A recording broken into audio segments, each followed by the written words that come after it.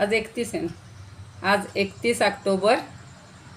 आता नव्या महिन्याची सुरुवात खरं उद्या होती आहे नोव्हेंबरची, पण आजपासून आपण 10वा अध्याय सुरू करणार आहोत.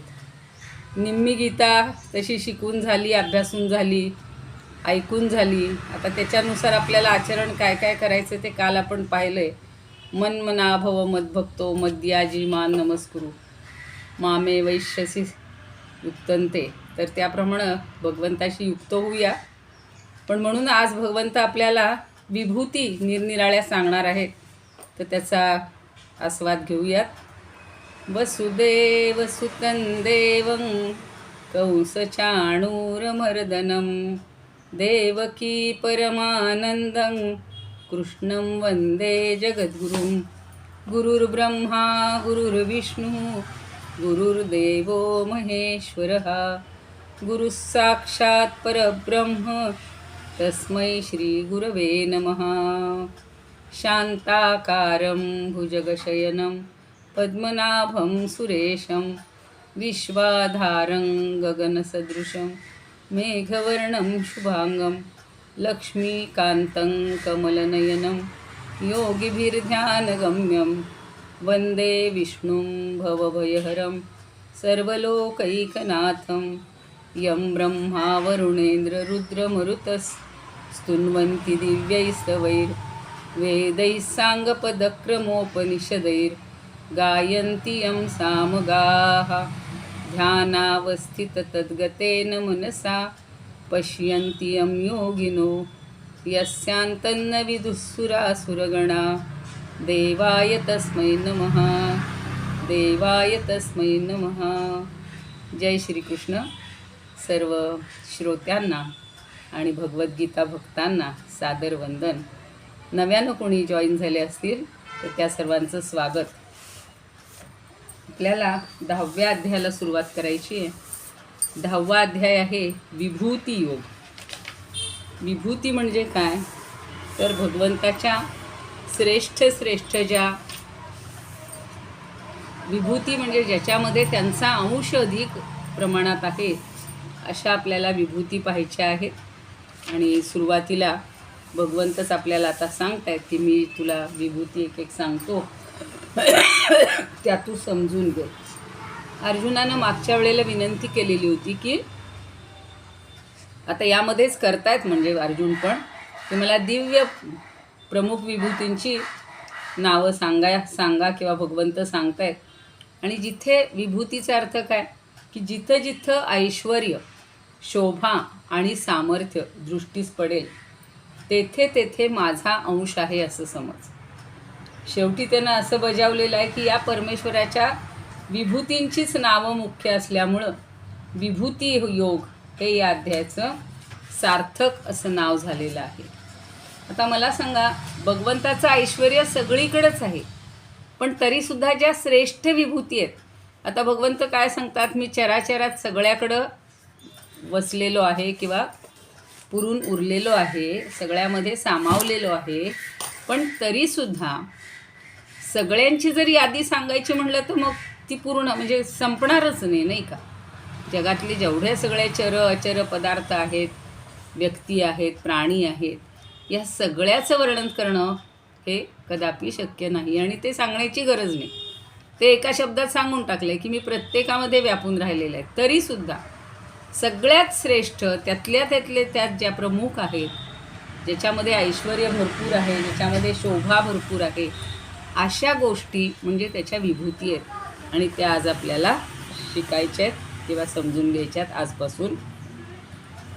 आणि भगवंत काहीतरी नवीन देत असतात आपल्याला. बघा, रोज नवीन लागत असतो, खाऊन नवीन लागत असतो, ज्ञान नवीन लागत असतं, काहीतरी सौंदर्य नवीन लागत असतं आणि मग नवीन नवीन ऐकण्यामध्ये आपण नेहमी उत्सुक असतो. तसं आता भगवंतांनी हा पुन्हा एक श्रेष्ठ उपदेश प्रदान करण्याची प्रतिज्ञा केली आहे आणि ती ऐकण्यासाठी अर्जुनाला गळ घातलेली आहे. बघा, आईसुद्धा काय करते, लहान मुलाला नवीन पदार्थ करून देते, भाजी करते आणि तो मुलगा म्हणतो नाही मला ही नको, मला हेच पाहिजे. पण आई म्हणते अरे बघ तर खरं, तू ही जर खाल्लीस तर एकदम उंच होशील, तू हुशार होशील, तू शाळेत पहिला नंबर येईल. की लगेच तो मुलगा तिथे उत्सुकतेनं ती गोष्ट स्वीकारतो. आपल्याला सुद्धा तसंच असतं, मोठ्या माणसांना सुद्धा, की तुम्ही रोज ही उपासना करताय, पण आता बघा, आता मार्गशीर्ष महिना सुरू होईल, आता कार्तिक महिना आहे. मग कार्तिक स्नानाचं महत्त्व, कार्तिक महिन्यातल्या दिवाळीच्या सगळ्या दिवसांचं महत्त्व, मग ते आपल्याला शिकायला किंवा ऐकायला फार आवडत असतं. अश्विनात देवीची उपासना झाली, नाविन्य पाहिजे, तोचपणा आपल्याला सुद्धा नको असतो. आणि म्हणून भगवंत आपल्याला या विभूतींची सगळी माहिती देत आहेत किंवा ज्ञान देत आहेत, ते आपण बघूया. ओम श्री परमात्मने नमः. अथ दशमोऽध्यायः. श्रीभगवानुवाच. भूय एव महाबाहो शृणु मे परमं वचः यत्तेऽहं प्रीयमाणाय वक्ष्यामि हितकाम्यया. भूय एव महाबाहो, याच्यात कुठे एक छोटासा संधी आहे. यत ते अहम दुसऱ्या ओळीला, बाकी सगळे सुटे सुटे शब्द आहेत. यत म्हणजे जे, ते म्हणजे तुला, आणि अहम म्हणजे मी. आता काय तुला सांगतोय हे महाबाहो? अर्जुनाचे सुद्धा बाहू लांब आहेत, आणि ज्याचे बाहू महान आहेत तो अत्यंत पराक्रमी असतो. म्हणून त्या विशेषणातून काहीतरी वैशिष्ट्य आपल्याला समजतं. आता या महाबाहू अर्जुनाला काय सांगतात की प्रियमाणाय, माझ्याबद्दल तू प्रेम बाळगणार आहेस, म्हणून माझ्याबद्दल अत्यंतिक प्रेम ठेवणाऱ्या अरे महाबाहू अर्जुना, ते म्हणजे तुझ्यासाठी मे परमं वचः, माझं परम रहस्ययुक्त आणि प्रभावयुक्त वचन, जे मी तुला आत्तापर्यंतही सांगितलेलं आहे, पण पुन्हा म्हणलंय यत अहम हितकाम्यया. हितकाम्यया म्हणजे तुझं हित होण्याच्या दृष्टीनं, तुझ्या हिताच्या दृष्टीनं जे मी तुला भूयहा एव वक्ष्यामी. वक्ष्यामी, कथयामी, सगळ्याचे अर्थ एकच आहेत. वच धातूचा अर्थ आहे सांगणे, आणि त्याचा भविष्यकाळ आहे वक्ष्यामी. ते मी तुला आता सांगतो. शृणू, ते तू ऐक. म्हणजे महाबाहो, आणखी माझं परमरहस्ययुक्त आणि प्रभावयुक्त असं जे काही वचन आहे, म्हणणं आहे, ते तू ऐक. कारण हे मी अत्यंत प्रेमी अशा तुला तुझ्या हितासाठी सांगतो. सगळे शिष्य आपल्या आवडीचेच असतात, गुरूंच्या, शिक्षकांच्या, सरांच्या, पण तरीसुद्धा त्यातले त्यात एखादं अगदी जास्त जवळचा असतो बरं का, जास्त प्रिय असतो, की तो सांगितलेलं लगेच ग्रहण करतो, त्यानुसार आचरणात आणतो. आणि म्हणून सर काय म्हणतात किंवा गुरु काय म्हणतात, हे पहा, मी सगळ्यांना हे ज्ञान दिलेलं आहे, पण हे मी तुला सांगतोय ना, हे जरा तुझ्या हिताचं जास्ती आहे. तू जर हे सगळं छान ऐकलंस आणि अंमलात आणलंस तर तुझं हित होईल. आता ते गुरु दत्तात्रयांचे तर गुरु कसे, शिष्य कसे होते, मला एकदम आठवले म्हणून सांगतेय, की 8च्या 8 शिष्य सगळे लाडकेच आहेत, पण प्रत्येकजण हट्ट काय करतो, दिवाळीला माझ्या घरी या. आणि म्हणजे प्रत्येकाची चढावड लागते की माझ्या घरी गुरु कसे येतील, माझ्या घरी गुरु कसे येतील. बरं, कुणाला दुखवायचं त्यांच्या मनात नसतं. मग ते म्हणतात ठीक आहे, मी तुम्हाला एकेकाला कानात येऊन सांगतो, तुम्ही माझ्याजवळ या. मग प्रत्येकाला कानात सांगतात, मी तुझ्याच घरी येणार आहे, तू मला अत्यंत प्रिय आहेस. दुसऱ्याला बोलवतात, मी तुझ्याच घरी येणार आहे, तू मला अत्यंत प्रिय आहेस. असं तिसऱ्याला, चौथ्याला, 5व्याला, 6व्याला, 7व्याला, 8व्याला प्रत्येकाला सांगितलं की मी तुझ्याच घरी येणार आहे. सगळे खुश होतात, दिवाळीला निघून जातात, सुट्टी लागते. आता दिवाळीचा दिवस येतो, प्रत्येकाला मनातून माहिती आहे की गुरुजी गुरु माझ्या घरी येणार आहेत, म्हणून सगळी जोरदार जय्यत तयारी केली, त्यांच्या स्वागताची केली, पूजेची केली, खाण्यापिण्याची केली, दिवाळीच करायची साजरी म्हटल्यावर. आणि प्रत्येकाच्या घरी तेच गुरु प्रत्येकाच्या घरी गुरु रूपात गेलेले आहेत.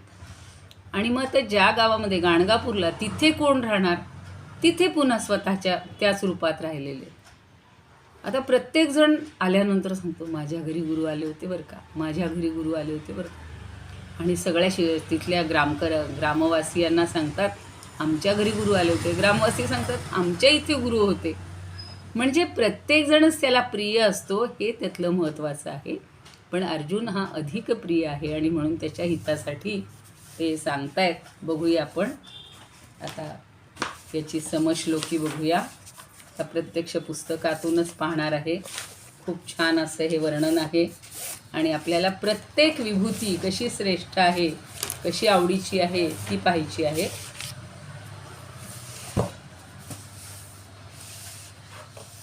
विनोबा म्हणतात, फिरून सांगतो ऐक, वाक्य उत्तम मी तुझं, राखसी श्रवणी गोडी, तुझे मी हित इच्छितो. तू श्रवणामध्ये गोडी ठेवतोस म्हणून मी तुझ्या हिताचं तुला सांगतोय.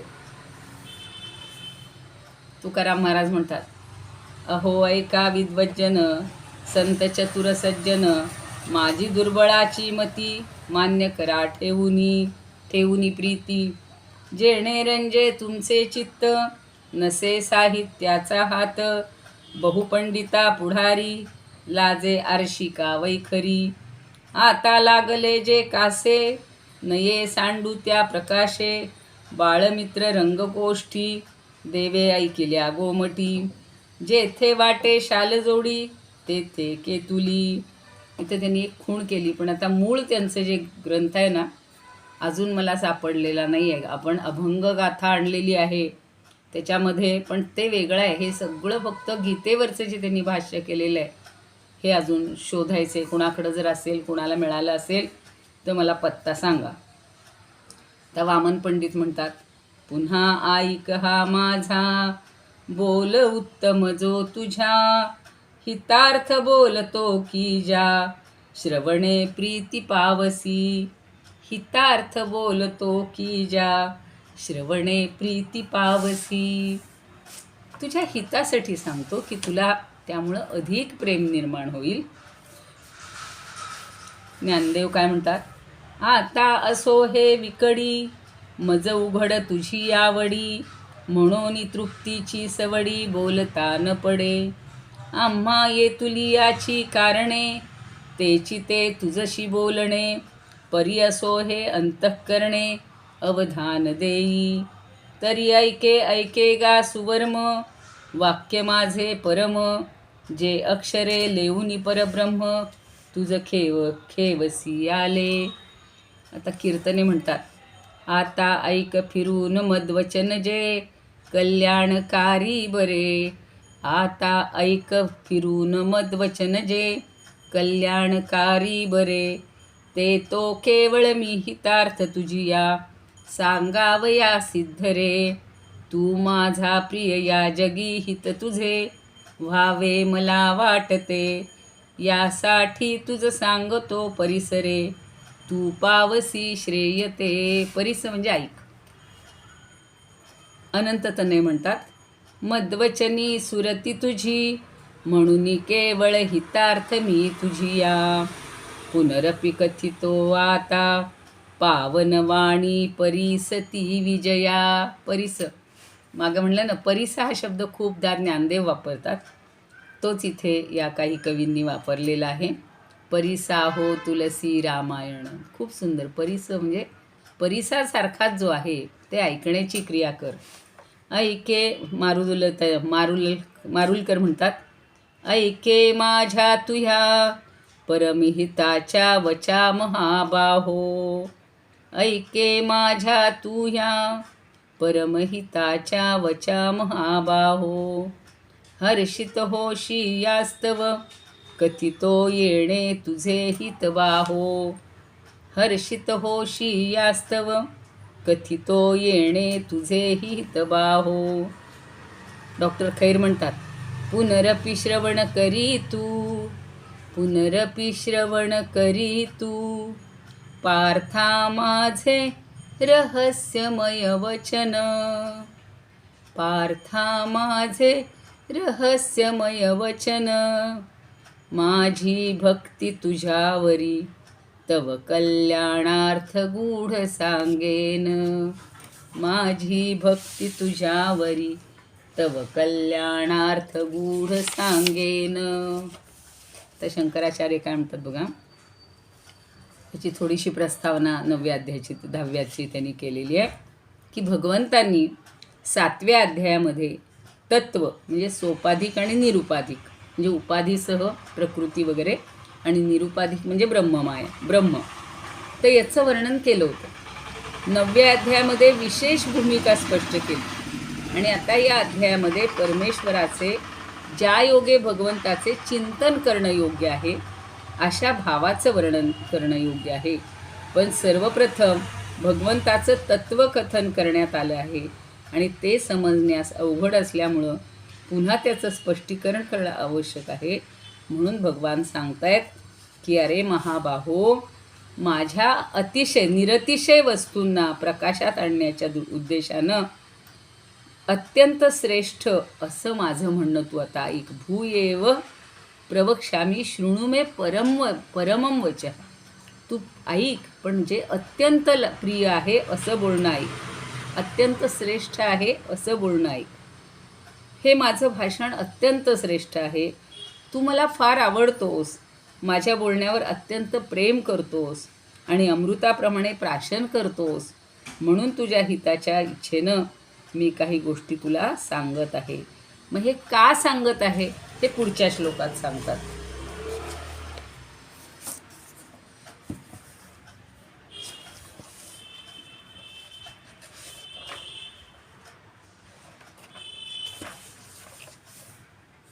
मला वाटलं आता बावकरांचा पण ग्रंथ बदलतोय का काय, पण त्यांनी 10व्या अध्यायापर्यंत घेतलेला आहे इथे. सगळी जुळवाजुळव करणं अगोदर असतं आवश्यक.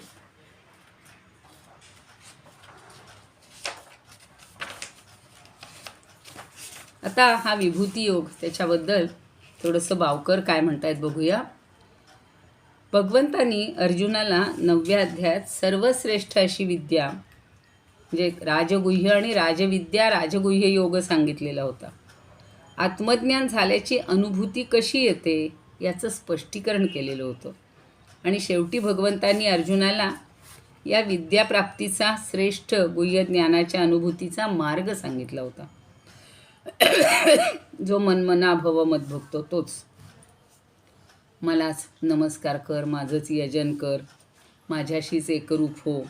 आणि हे सांगितल्यामुळं अर्जुन असा विचारात मग्न होता की आजपर्यंत तो श्रीकृष्णाकडे एक आत्ते भाऊ सात्वती सुनूहू म्हटलेलं आहे श्रीकृष्णाला.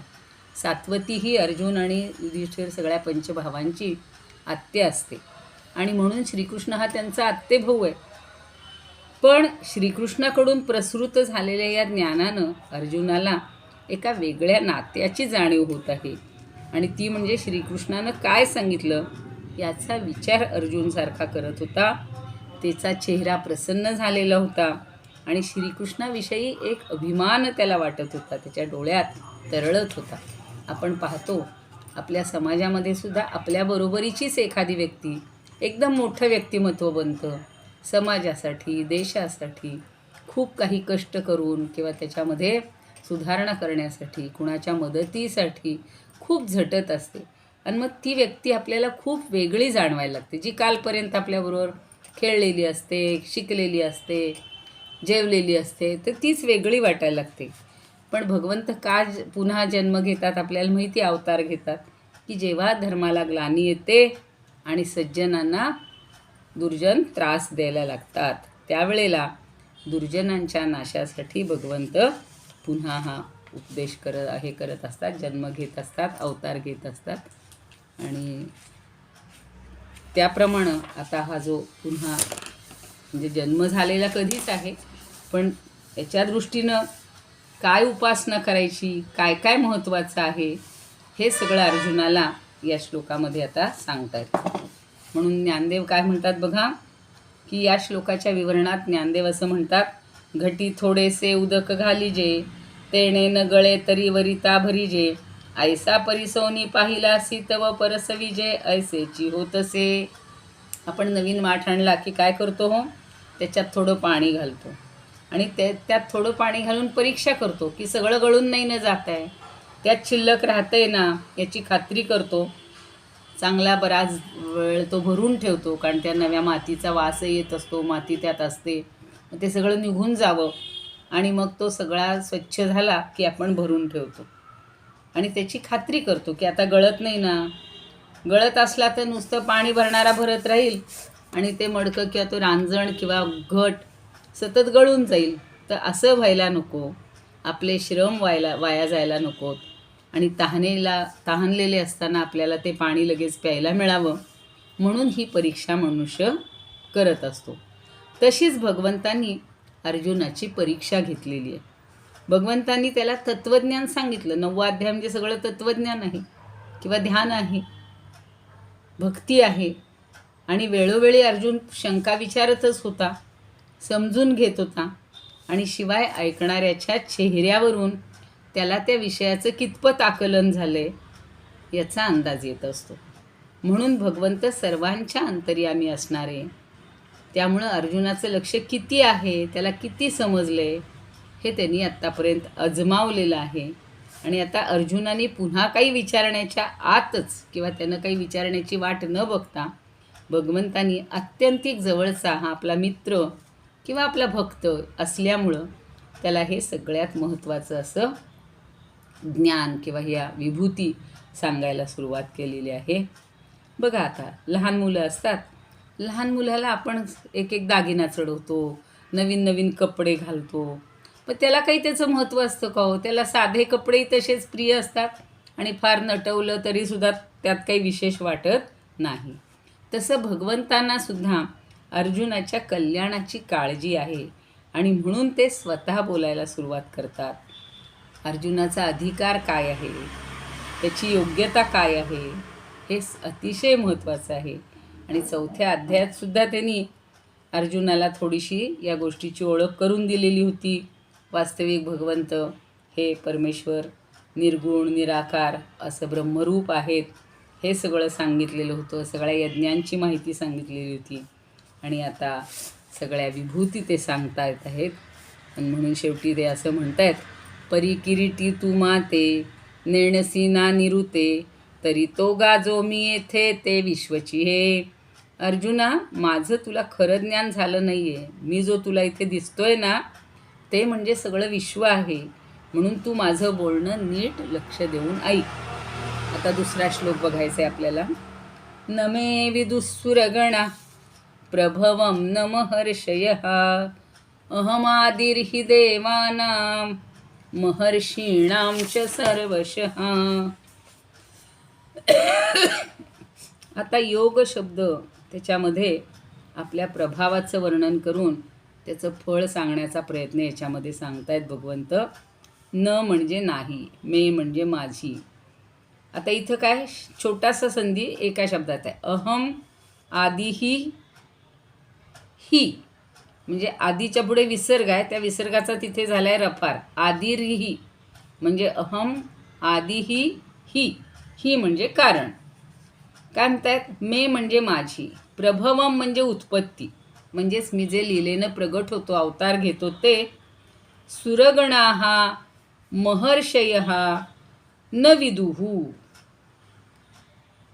विदुहू शब्द आलाय, विदू म्हणजे जाणणे, पण न विदुहू म्हणजे जाणत नाही. म्हणजे मी जे हे अवतार घेतो, माझं जे प्रगट होणं आहे, हे सुरगण म्हणजे देवांचे समूह, देवता लोक न विदुहू जाणत नाहीत. एकच क्रियापद सगळीकडे, वेगवेगळी वाक्य केली तर सगळीकडे वेगळी. महर्षयः न विदुहू, अहो महर्षीसुद्धा माझं हे पुन्हा पुन्हा अवतार घेणं जाणत नाहीत. त्याचं कारण विचारताय, सांगतायत. अहम आदिही ही, ही म्हणजे कारण. कारण मी काय आहे, अहम म्हणजे मी, सर्वशः सर्वांच्या सर्व प्रकारांनी, देवानाम महर्षीणाम च आदिही. का बरं देव आणि महर्षी मला जाणत नाहीत, माझं प्रगट होणं का जाणत नाहीत? कारण मी सगळ्यांच्या आदी आहे. आदी म्हणजे आधी जन्मले, आदी कारण आहे. देवतांचंही आदी कारण मीच आहे, महर्षींचंही आदी कारण मीच आहे. त्यामुळं मला काही कोणी ओळखत नाहीत. 4थ्या अध्यायात तेच सांगितलं होतं भगवंतांनी. अर्जुनाला असं वाटतं की इतके तुमचे जन्म कसे काय झाले आणि मला कसं ते आठवत नाही आहेत. म्हणून ते म्हणतात की जन्मकर्मचे मे नित्यम, माझे जन्म आणि कर्म हे तुला माहितीच असणार आहे, कारण मी ते सगळे आठवतो, कारण मी सगळ्याचं आदी कारण आहे आणि त्यामुळं मला ते सगळे माहिती आहेत. तुला मात्र ते स्मरणात नाहीत. आपण सुद्धा आता करा, म्हणजे हा विषय खूप तत्त्वज्ञानाचा गहन आहे, की ज्या वेळेला मातेच्या गर्भामध्ये असतो त्यावेळेला आपल्याला पूर्वजन्मीचं सगळं स्मरण असतं आणि तेव्हा जे काही आपण पूर्वजन्मी अनुभवलेलं आहे आणि त्यामुळं तेव्हा आपल्याला समजलेलं असते की तो परमात्मा म्हणजेच मी आहे. म्हणून तो प्रत्येक गर्भ काय म्हणत असतो, सहा अहम. आतमध्ये श्वासोच्छ्वासाबरोबर सोहम सोहम म्हणून मी त्या ओंकाराच्या ह्याच्यामध्ये सांगितलेलं होतं. ते एक काव्य खूप छान होतं, प्रार्थना. सोहम सोहम जपते जपते पहुंचो दशमे द्वाराओ. आपल्या दशमद्वारापाशी 9 द्वारं बाकीची आहेत, पण इथं जे मस्तकामध्ये दशमद्वार आहे तिथपर्यंत आपण पोहोचत असतो या ओंकाराच्या साह्यानं. आणि आपल्याला ते ज्ञान झालं त्यावेळेला आपल्याला सोहम सोहम ही भावना असते आणि परत आपण जन्म कधी मला कसं बाहेर यायला मिळेल म्हणून परमेश्वराला प्रार्थना करतो की सोडव बाबा मला या गर्भाच्या सगळ्या, म्हणजे एक प्रकारचा तो तुरुंगच असतो, आणि या सगळ्या ह्याच्यातून बंधनातून सोडव. मी तुझी पुन्हा सगळी प्रार्थना करीन, मी पुन्हा तुझी स्तुती करीन, मी पुन्हा तुझी भक्ती करीन, असं तेव्हा सांगत असतो आणि परमात्मा आपली सुटका करतो. आपले दिवस आणि वार ते काय सगळं भरल्यानंतर बरोबर आपला जन्म होतो आणि आलेला आपण लगेच कोहम कोहम, अरे मी कोण आहे विसरून गेलो, सगळं पूर्वजन्मीचं भगवंताला दिलेलं आश्वासन विसरून गेलो. म्हणून हीच अवस्था इथं महर्षींची आणि देवतांची पण सांगितलेली की ते सुद्धा सगळं विसरून जात आहेत. त्यांनासुद्धा हे जाणत नाही आहेत की मी कोण आहे, कारण मी सगळ्यांचं आदी कारण आहे. खूप छान असे हे श्लोक आहेत सगळेच. की नमे विदुःसुरगणा प्रभवन्न महर्षयः अहमादिर्हि देवानां महर्षीणांच सर्वशः. मी सगळ्यांचा आदी कारण आहे, महर्षींचा पण आहे, देवतांचा पण आहे, आणि त्यामुळं तू हे सगळं समजून घे. आता याची समश्लोकी बघूया. मोठा ग्रंथ आपल्याला हाताळायचे. असं वाटतं एखाद दिवशी पूर्ण एक श्लोक सगळ्या 30 जणांची वर्णनं आपण एक दिवशी अभ्यासूया, म्हणजे कळेल की काय किती प्रकारे सगळ्यांनी अभ्यास केलेला आहे त्याचा. विनोबा म्हणतात, न देव जाणती माझा प्रभावन महर्षी, सर्वथा मीची देवांचे महर्षींचे ही मूळ की. हे मला कोणीच जाणत नाहीत, कारण मी सगळ्यांचं मूळ आहे. आता सगळ्या देवांचं म्हणजे कुणाकुणाचं ते तुकाराम महाराज सांगतात. पार्था देव इंद्रादिक अथवा ऋषींचे नायक, आमचा प्रादुर्भाव याते न समजला निगममते. वेदांवरनं कळते म्हणून नेहमी बघा, वेदांनाही नाही कळला अंत पार ज्याचा. त्या वेदांनासुद्धा समजलेलं नाही की मी देवा महर्षींचा आदी कारण सर्वांचा. तुका म्हणे बीजास्तव झाला तरू नेणे देव. बीजास्तव, बीज असेल तरच त्याचा वृक्ष होतो, आणि मी बीज आहे, सगळ्यांचा आदी बीज आहे. म्हणून हे सगळे काही जाणत नाहीत. ते बीज संपून जातं आणि वृक्ष फक्त दिसतो सगळ्यांना, फळं दिसतात, पण आदी बीज कुणाला कळत नाही. आणि मला आठवतं आम्ही लहान असताना अशी काही छोटी छोटी झाडं किंवा काही वेली लावल्या, ते बी लावायचं आणि फार उत्सुकता असायची. सगळे म्हणतात ना 3ऱ्या दिवशी त्याचा अंकुर येतो. तर तो अंकुर दिसायला लागला की माझ्या मोठ्या भावाला वाटायचं आता ते आपलं बी काय झालं आहे बघूया, आणि म्हणून तो खुरप्याने ते करून काढायचा आणि ते बी सगळं बी, आता बीमधूनच अंकुर फुटलेला असतो. म्हणजे मूळ बी जसंच्या तसं राहत नाही, ते आपल्याला समजतही नाही. मग शेवटी पुन्हा काही त्याच्यातनं झाडंही येणार नाही, वेलही येणार नाही. हे अज्ञानामुळं असं जसं घडतं तसंच ते सांगतायत की तुका म्हणे बीजास्तव झाला तरू नेणे देव. त्या बीजामुळंच एवढा मोठा देव म्हणजे हे झालेलं आहे, वृक्ष झालेला आहे, हे देवसुद्धा जाणत नाही. 15वा अध्याय आपल्याला शिकायचा आहे. ज्ञानेश्वरी शिकतो आहोत, शिकून झाला आहे. की अश्वत्थ वृक्षाचं रूप केलं या संसारावर, आणि त्याचं मूळ आधी काय आहे हे आपल्याला बघायचं आहे. त्याच्यासाठी हा अज्ञानानं निर्माण झालेला वृक्ष असंग शस्त्रेण दृढेन चित्वा, असंगच्या शस्त्रांनी म्हणजे कुठलीही संग न ठेवता, आसक्ती न ठेवता त्या वृक्षाचं मूळ म्हणजे सगळं नष्ट करायचं आहे, आणि मूळ आदी कारण काय आहे ते आपल्याला पाहायचं आहे. तेच इथे भगवंत सांगतायत. आता पुढचं बघू. देव व महर्षींना माझी नागावे उत्पत्ती, कारण असे मीच तयांचा झालो उपपत्ती. उपपत्ती म्हणजे मूळ कारण. आता मोरपंत म्हणतात, सुरगण आणि महर्षी, सुरगण आणि महर्षी नेणती माझा कुणीच संभवतो, आदिचराचरामी मजपासुनी होय सर्व संभवतो. या चराचराचा मी आदी आहे, मूळ कारण आहे, आणि माझ्यापासूनच यांचा सगळ्यांचा संभव जन्म झालेला आहे. तर तुलसीदास म्हणतात, देवरुखी जाने नहीं मो उत्पतरे मीत, देवरुखी नखे आदी हो नितरहत पुनीत. मी देवरुखी, ऋषींचा, रुखी म्हणजे ऋषी, त्यांचा मी आदी आहे आणि अत्यंत पवित्र आहे. नेहमी मी पवित्र असतो. आपण बघा, काही कुठे प्रवासाला जाऊन आलो की आपले सगळे कपडे खराब होतात, आपलं शरीर अगदी हे होऊन जातं, पिळून जातं, अगदी नको होतं अगदी घामानी आणि ते भिजलेलं.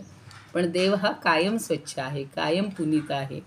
प्रज्ञानानंद म्हणतात, सुरगण वघे महर्षी माझे प्रादुर्भावानेणतीही,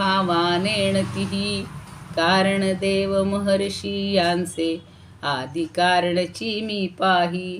सगळ्यांचं आदी कारण मी पाहत असतो, आणि म्हणून ते मात्र मला काही जाणत नाहीत. शंकराचार्य काय म्हणतात बघूया, होईल बहुतेक एवढा श्लोक. ब्रह्मादी देव माझं प्रभुत्व, शक्ती किंवा प्रभाव जाणत नाहीत. त्याचप्रमाणे मी कसा निर्माण झालो ते देखील जाणत नाहीत, आणि भृगू वगैरे ऋषीसुद्धा हे जाणत नाहीत. ते कोणत्या कारणानं जाणत नाहीत असा प्रश्न उत्पन्न करून त्याचं उत्तर भगवंत देतात. आणि ते देव म्हणजे देव असोत किंवा महान ऋषी असोत, त्यांचं सर्व प्रकारे आदी कारण मी आहे.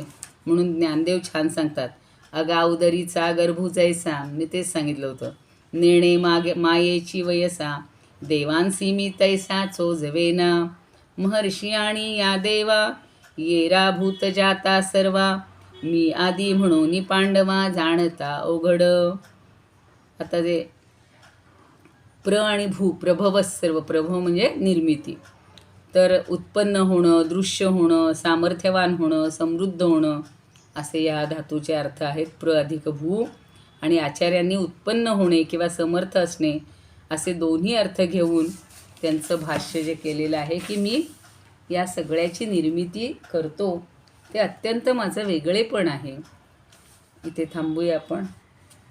योगेशं सच्चिदानंदं वासुदेवं व्रजप्रियं धर्मसंस्थापकं वीरं कृष्णं वन्दे जगद्गुरुं. कृष्णाय वासुदेवाय हरये परमात्मने प्रणतः क्लेशनाशाय गोविंदाय नमो नमः. ओम पूर्णमदः पूर्णमिदं पूर्णात् पूर्णमुदच्यते पूर्णस्य पूर्णमादाय पूर्णमेवावशिष्यते. ओम शांती शांती शांती. याच्यावरचं अजून विवरण उद्याला वाटलंच तर करूयात.